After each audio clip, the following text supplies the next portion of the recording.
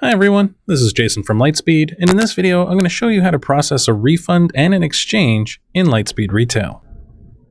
The easiest way to begin a refund is to click on Sales in the main menu, begin a new sale, and simply scan your customer's receipt.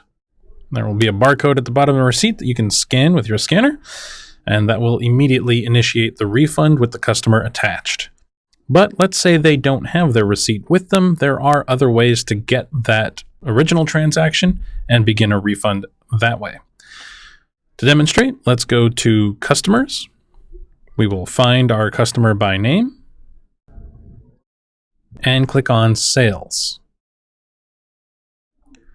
This will bring you to a list of all of their recent transactions, and you can simply find the transaction that you are looking for in that list and click on the sale ID, which will open that transaction, and then you can click Refund at the top of the page. That will bring you to a new refund transaction with the customer already attached, and we are already on the refund page looking at a list of all of the items that were purchased on the original transaction. And this is the step that you will be brought directly to if you scan the customer's receipt. Now that we are here, we are going to select the item that is being refunded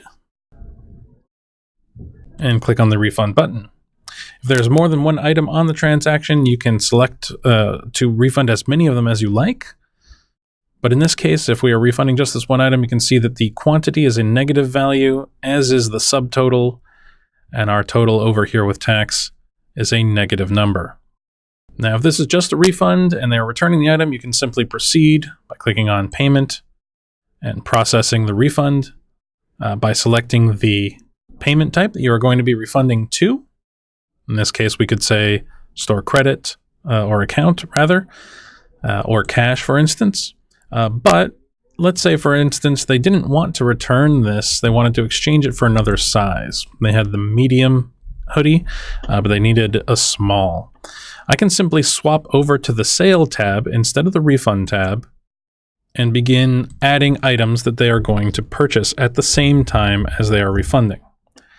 And by selecting the small hoodie, they're essentially purchasing the small hoodie at the same time as they are refunding the medium, thereby initiating an exchange. Our grand total of the offsetting prices is $0. And then you can simply proceed by clicking on Payment and finishing the sale. Now, it's not every case where they're going to be exchanging a returned item for an item of the exact same value.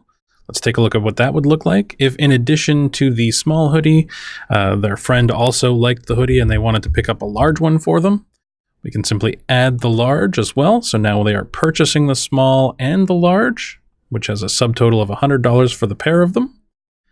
But they're also refunding the medium. So we can see that our grand subtotal is just the $50 balance. So Lightspeed will automatically calculate any balance owing or any balance owed if they are refunding more than they are purchasing, and allow you to simply proceed straight to payment without having to worry about those calculations yourself. Lightspeed will do the math for you. You can then complete the transaction as normal, and all of the inventory quantities for these items will be adjusted accordingly. That concludes this video. Be sure to check out the Help Center for more information and videos.